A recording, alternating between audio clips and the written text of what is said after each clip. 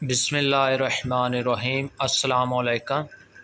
رسول اللہ صلی اللہ علیہ وآلہ وسلم نے ارشاد فرمایا، قیامت کے دن روزہ اور قرآن مجید بندے کی شفاعت کریں گے۔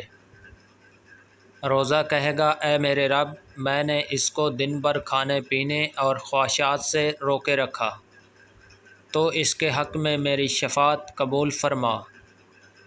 اور قرآن مجید کہے گا، اے رب، میں نے اسے رات کو سونے سے روکے رکھا، تو اس کے حق میں میری سفارش قبول فرما۔ پس دونوں کی شفاعت قبول کر لی جائے گی۔ سبحان اللہ۔ دوسری حدیث میں نبی اکرم صلی اللہ علیہ وآلہ وسلم نے ارشاد فرمایا، تم میں سے کوئی موت کی آرزو نہ کرے اور نہ موت آنے سے پہلے موت کی دعا کرے، کیونکہ جو کوئی تم میں سے مر جاتا ہے اس کا عمل ختم ہو جاتا ہے، اور مومن کی عمر زیادہ ہونے سے بھلائی زیادہ ہوتی ہے، کیونکہ عمر زیادہ ہونے کی وجہ سے نیکیاں بھی زیادہ ہو جاتی ہیں۔ حضرت عائشہ رضی اللہ تعالی عنہا فرماتی ہیں کہ رسول اللہ صلی اللہ علیہ وآلہ وسلم اس قدر ٹھہر ٹھہر کر گفتگو فرماتے تھے کہ اگر کوئی گننے والا آپ صلی اللہ علیہ وسلم کے الفاظ گننا چاہتا تو گن لیتا۔ رسول اللہ صلی اللہ علیہ وآلہ وسلم نے ارشاد فرمایا، جو شخص یہ چاہتا ہے کہ وہ ایمان کا ذائقہ چکھ لے تو اسے چاہیے کہ وہ محض اللہ تعالیٰ کی رضا اور خوشنودی کے لیے مسلمان بندے سے محبت کرے۔ نبی اکرم صلی اللہ علیہ وآلہ وسلم نے ارشاد فرمایا، سب سے زیادہ عاجز وہ شخص ہے جو دعا کرنے سے بھی عاجز ہو، اور سب سے بڑا بخیل وہ شخص ہے جو سلام کرنے میں بھی بخل سے کام لے۔ رسول اللہ صلی اللہ علیہ وآلہ وسلم نے ارشاد فرمایا، جب بندہ نماز کے لیے کھڑا ہوتا ہے تو اس کے سارے گناہ لا کر اس کے سر اور کندھوں پر رکھ دیے جاتے ہیں۔ جب بھی وہ رکوع یا سجدہ کرتا ہے تو وہ گناہ اس سے گر جاتے ہیں۔ حضرت حسن رضی اللہ تعالی عنہ سے پوچھا گیا کہ آپ کو رسول اللہ صلی اللہ علیہ وآلہ وسلم کی کوئی اہم بات یاد ہے؟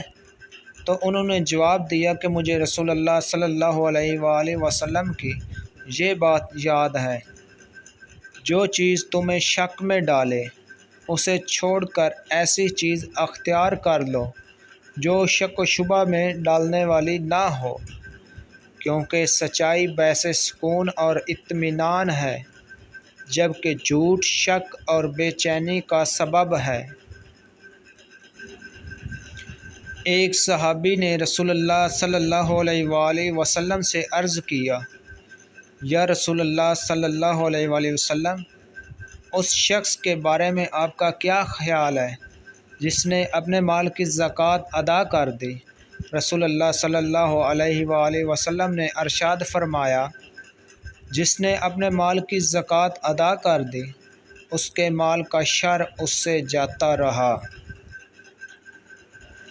رسول اللہ صلی اللہ علیہ وآلہ وسلم نے ارشاد فرمایا، عورت پسلی کی ہڈی کی طرح ہے، اگر تم اسے بالکل سیدھا کرنا چاہو گے تو تم اسے توڑ دو گے، یعنی جدائی کی نوبت آ پہنچے گی، اور اگر تم عورت سے فائدہ اٹھانا چاہو تو تمہیں اس کا ٹیڑھا پن برداشت کرتے ہوئے اس کی خوبیوں سے فائدہ اٹھانا ہوگا۔ رسول اللہ صلی اللہ علیہ وآلہ وسلم نے ارشاد فرمایا، کیا میں تمہیں نفلی روزہ، نماز اور صدقہ سے افضل چیز نہ بتاؤں؟ صحابہ اکرام نے عرض کیا، کیوں نہیں، ضرور ارشاد فرمائیے۔ آپ صلی اللہ علیہ وآلہ وسلم نے ارشاد فرمایا، دو آدمیوں کے درمیان صلح صفائی کروانا، اس لیے کہ دو آدمیوں کے درمیان لڑائی جھگڑا دین کو مونڈ دینے، یکسر ختم کر دینے والا عمل ہے، خاندانوں، رشتہ داروں، میاں بیوی، بھائی بہنوں اور دوست احباب کے درمیان صلح صفائی کروانا اور دلوں کو جوڑنا بہت بڑی نیکی اور عبادت ہے۔ والدین اور دیگر رشتہ داروں کے ساتھ صلہ رحمی۔ نبی اکرم صلی اللہ علیہ وآلہ وسلم نے ارشاد فرمایا، جس شخص کو یہ پسند ہو کہ اللہ تعالیٰ اس کی عمر دراز کرے اور اس کا رزق بڑھائے، اسے چاہیے کہ اپنے والدین کے ساتھ حسن سلوک کرے اور دیگر رشتہ داروں کے ساتھ صلہ رحمی کرے۔ سود خوری کا بھیانک انجام۔ نبی اکرم صلی اللہ علیہ وآلہ وسلم نے ارشاد فرمایا، معراج کی رات میرا گزر ایک ایسی قوم پر ہوا جن کے پیٹ گھروں کی مانند کشادہ اور بڑے تھے، جن میں سانپ تھے جو پیٹ کے بہر سے نظر آ رہے تھے۔ میں نے جبرائیل علیہ السلام سے پوچھا، یہ کون لوگ ہیں؟ انہوں نے بتایا، سود کھانے والے۔ مزید ایسی ویڈیوز دیکھنے کے لیے ہمارے چینل کو سبسکرائب کریں، ویڈیو کو لائک کریں اور اپنے دوستوں کو شیئر کریں۔ اپنا رکھیے گا خیال۔ ہمیں دیجیے اجازت۔ اللہ حافظ۔